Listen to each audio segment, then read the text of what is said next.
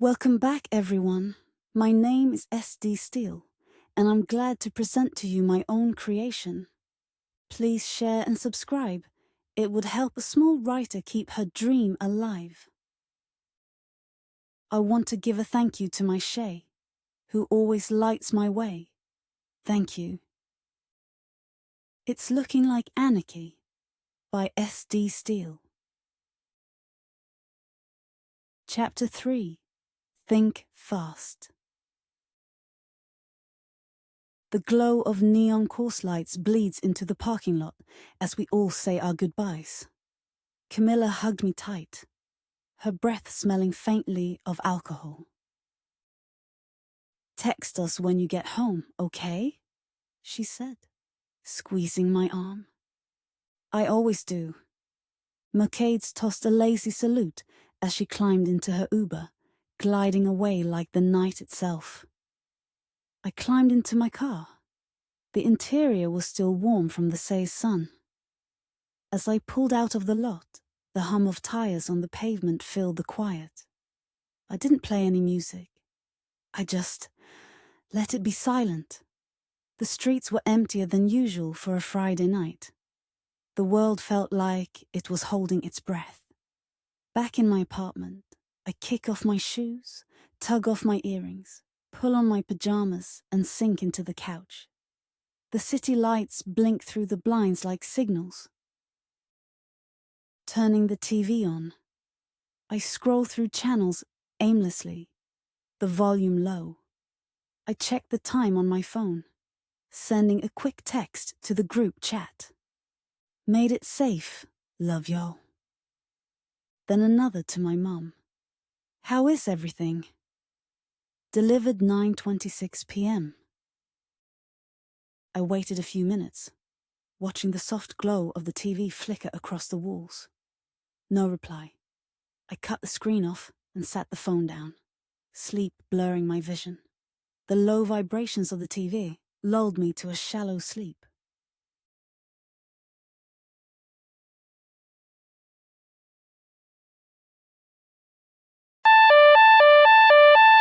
A jarring, high-pitched tone shreds through my dreams.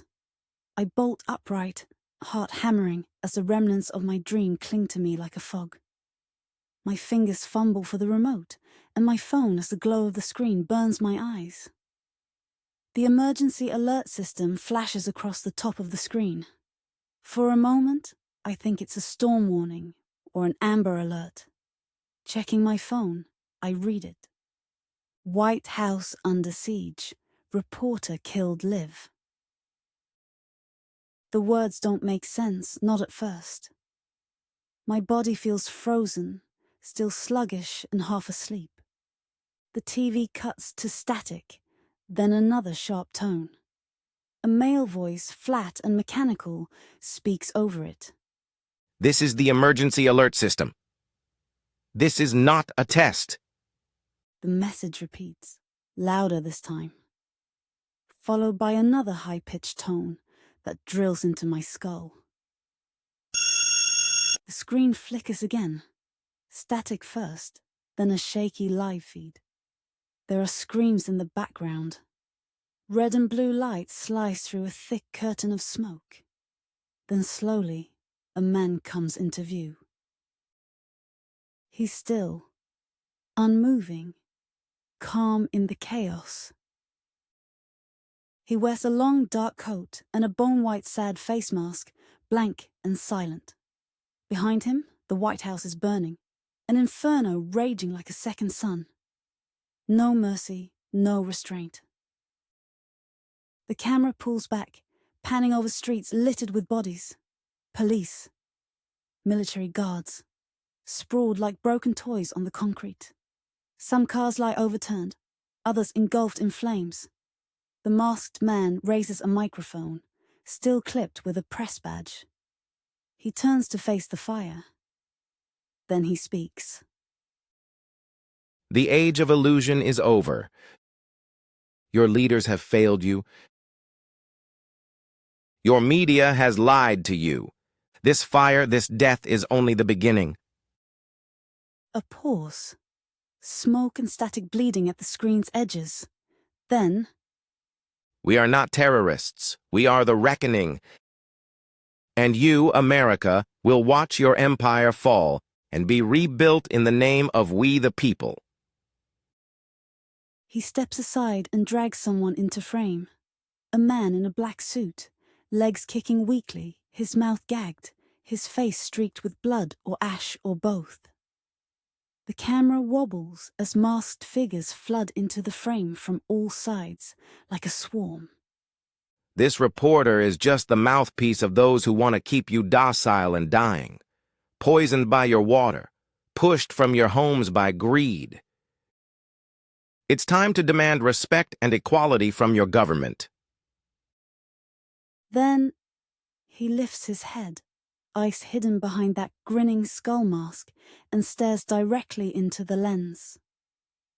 More masked people close in behind him. And then the axes come out. The feed cuts. This is not a test. The TV vibrates on its stand, its light the only thing illuminating my living room.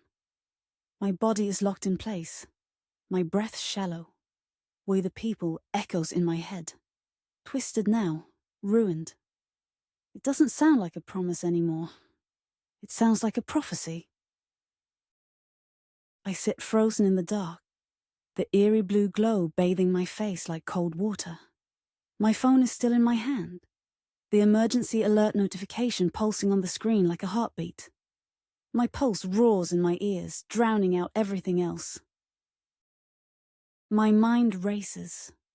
What do? I try to stand. My knees tremble. I reach for the remote, but it slips from my hand and clatters to the floor. I don't even care. The silence that follows is worse than the broadcast. It feels loud, like it's holding its breath, waiting for something. My phone buzzes again, the screen lighting up 3:47 a.m. It's the group. Chat with Camilla Mercedes. Camilla. Yo, my mom just called. She wants me home tonight. Like now. Mercedes. Same. My dad said, get out of the city before the roads lock up. Shit's getting too real. Melody. You're leaving tonight? Camilla. Babe. Yes. Things feel off. I'm not trying to be stuck here if this turns into something worse. Camilla. I didn't see it, got the phone alert. My mum was freaking. I'm packing now. Flight leaves in 2 hours. Melody. I got it loud and clear. I can't believe this is happening. I'm going home too, before the highways shut down. Mercedes, come with me. We got space. You don't need to do 5 hours solo. Melody, I need to be with my folks. Camilla, just text when you get there. I love you. I love y'all more. I reply, be safe. For real. I stare at the screen. Love y'all more. Be safe. For real. The TV finally fades to black, but the weight of it all lingers. My body's no longer frozen, but everything in me feels like it's vibrating. A low hum beneath my skin. I blink slowly. Breathe. This silence? This is not peace. It's a warning. I know I don't have time to hesitate. I rise, moving on instinct now, my heart thudding with purpose. My hands move fast, but my mind drifts. I picture Pierce, standing on a stage, smirking like he just orchestrated the greatest act in history. Tall and pale against his ill-colored dark suits, his voice smooth, confident. We will rebuild. We will cleanse corruption. We will return to order. He never shouted, never foamed at the mouth. He didn't have to. His words were clean, deliberate, just ambiguous enough that his supporters heard salvation and his critics heard sirens. To them, he was a savior, stoic, disciplined, decisive.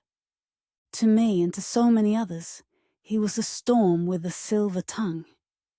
He didn't need to bark. He didn't need chaos. He just needed time. And now, with 443 electors betraying the will of the people, he is the president. I start packing. Phone charger, power bank, solar radio, flashlight. I grab the compass and fire starter Grandpa gave me 2 Christmases ago. They'd always been a joke gift. Funny in a just-in-case kind of way.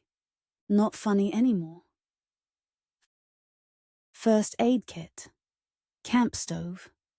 The small solar generator tucked under the bathroom sink. Canned soups. Vegetables. Protein bars. A 3-day supply of dehydrated meals from the pantry. My cheap one-person tent. Water bottles. And my Taurus 9mm. I strap it to my ankle, loading the magazine, tucking 4 spare boxes of bullets into my backpack. My dad always said, "Keep a bag ready." I used to laugh. I'm not laughing now. I shove in layers. Wool blanket, sweaters, and hiking boots instead of sneakers. Clothes I can walk in. Clothes I can survive in. I slide a pocket knife into the side pockets of my backpack.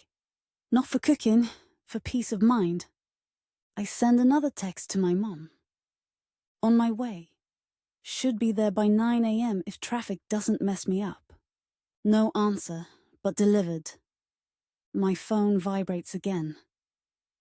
Emergency alert.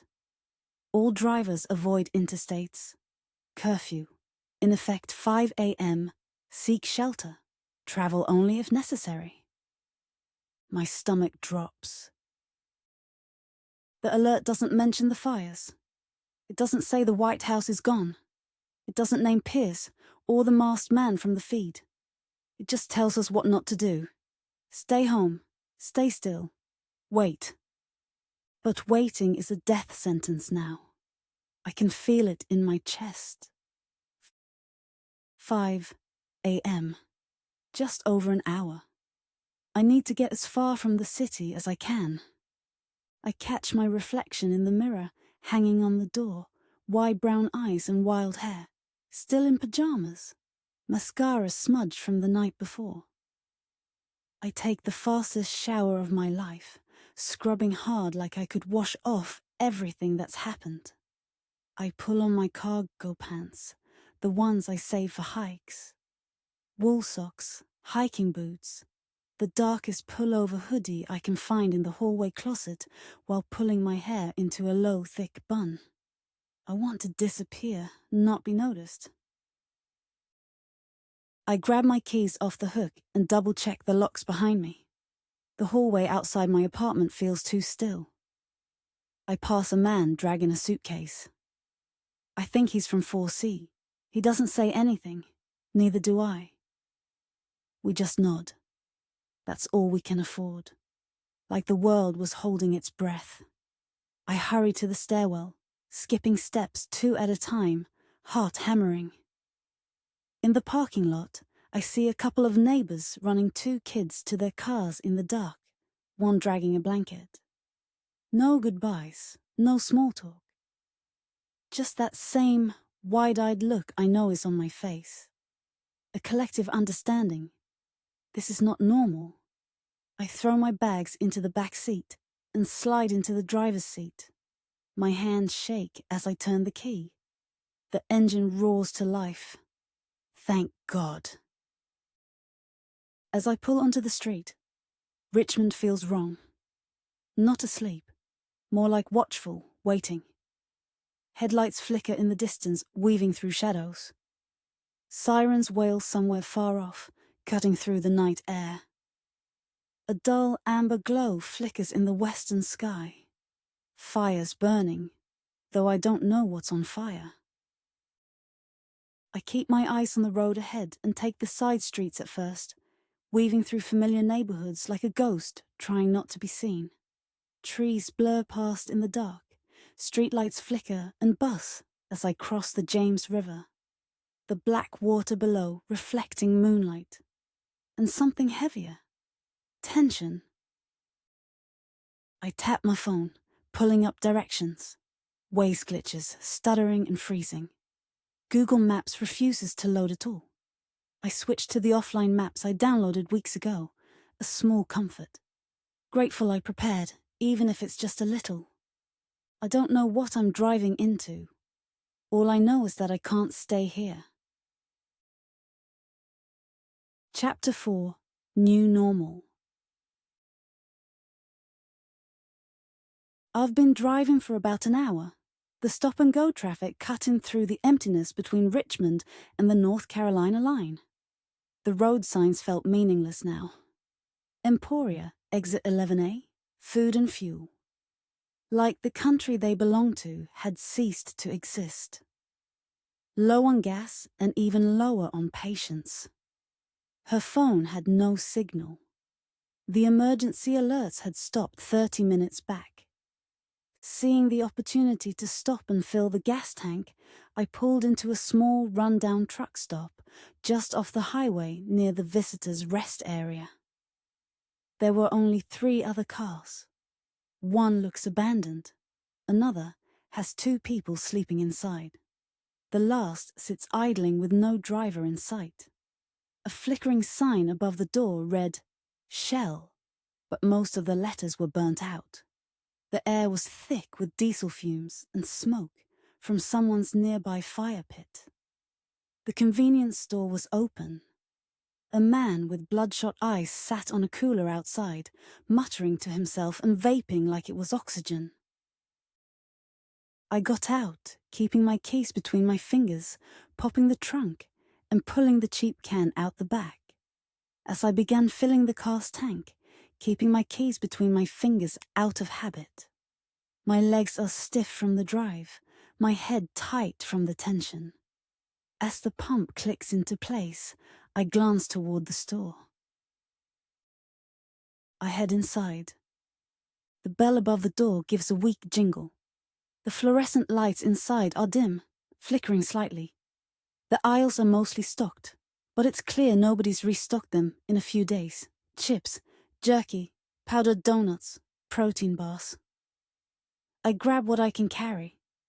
Behind the counter, a man, early 60s maybe, watches the small TV mounted above the lottery display. News footage plays on mute. Protesters clashing with riot police.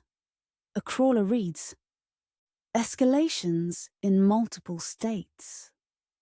"Morning," he says, voice hoarse.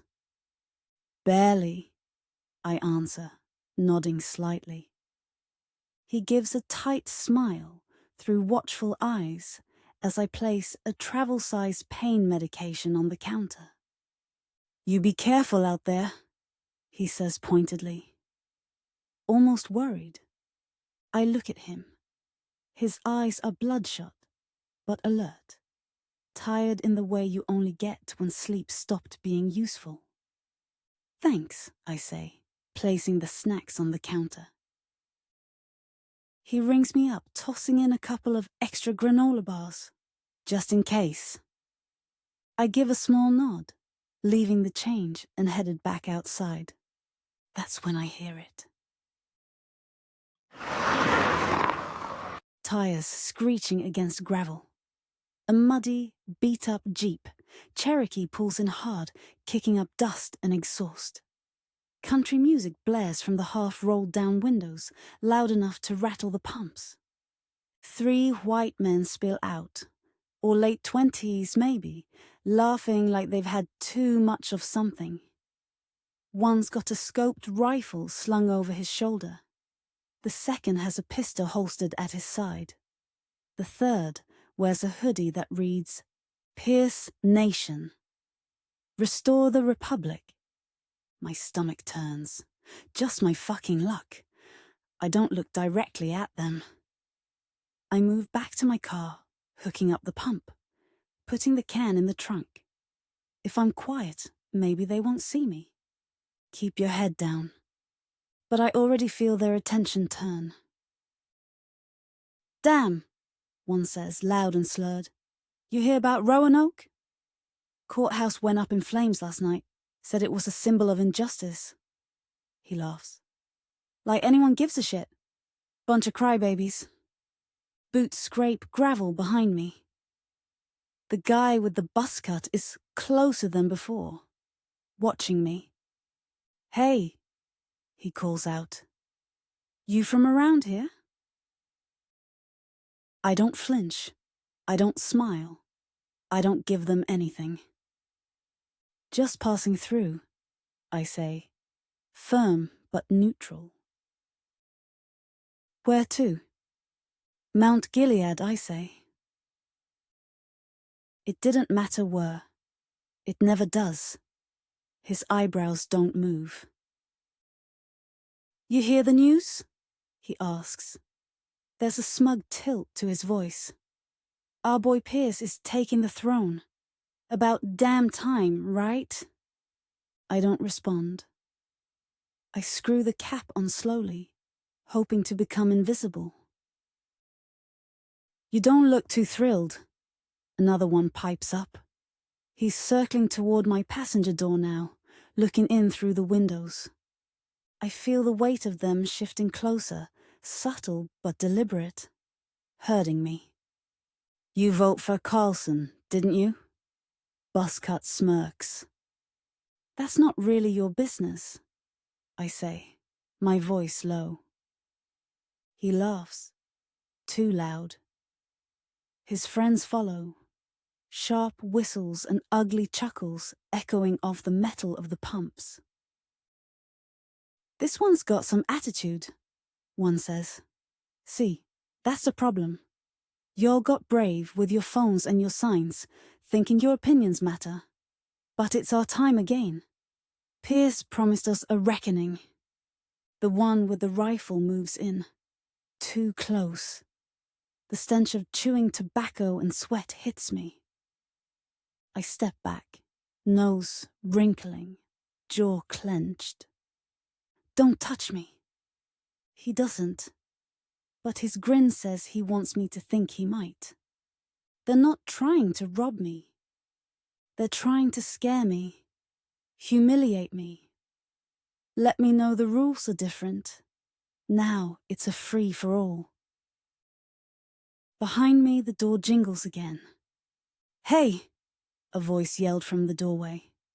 The older black man, grey hair, gas station uniform, shotgun in hand. Get off my goddamn property. Right now. The mood changed. For a second. The one with the handgun smirked. Hands up. We were just talking, boy. Relax. I saw your kind just talking in Lynchburg, the man said. Kid ended up in a ditch. Not again. Not here. Rifle guy raised an eyebrow, his tone incredulous. You gonna shoot us over some gas, boss? He laughed, waving like he wasn't just harassing me. I'll shoot you over her. The three men lingered for one tense beat, looking at each other at him. Then peeled off. Got back in the lifted dirty jeep, tires spitting gravel behind them, leaving tire marks as they left, not stopping at the light. Melody stood there still frozen. Her hands shook as she screwed the gas cap back on and dropped the can in the trunk. You okay? The old man asked. I don't know. He looked tired, like he'd asked himself the same thing all day. Well, he said, racking the shotgun again. Get out of here anyway. Ain't safe between here and Raleigh. What about you? What if they come back? I asked the man, seeing his name is David as shown on the uniform, faded and yellow. David gave a dry chuckle, the kind that sounded more like a cough of resignation. They already came, he said. Been coming since the first time they saw someone like me own something they thought should be theirs. Nothing new about it. He looked out across the dark road, then back at her. But I ain't leaving. Not for them. This is still my place. My granddaddy built the first version of it with his own hands back when they called this area Coloured Town. Folks round here know me. Some still respect me. And the ones who don't. He patted the shotgun lightly. They know better. Melody didn't know what to say. She just nodded. Thank you, she finished. Keep moving, girl, Davis said, nodding slightly. You get to where you're going, and don't stop till you're with your people. He turned and walked back inside without another word. She got in the car, locked the doors, and took one last look at the gas station in the rearview mirror. David had already gone from the doorway. The silence inside her car was suffocating. End of chapter 4. Please like, share and subscribe. Let me know what you thought, respectfully. See you all later.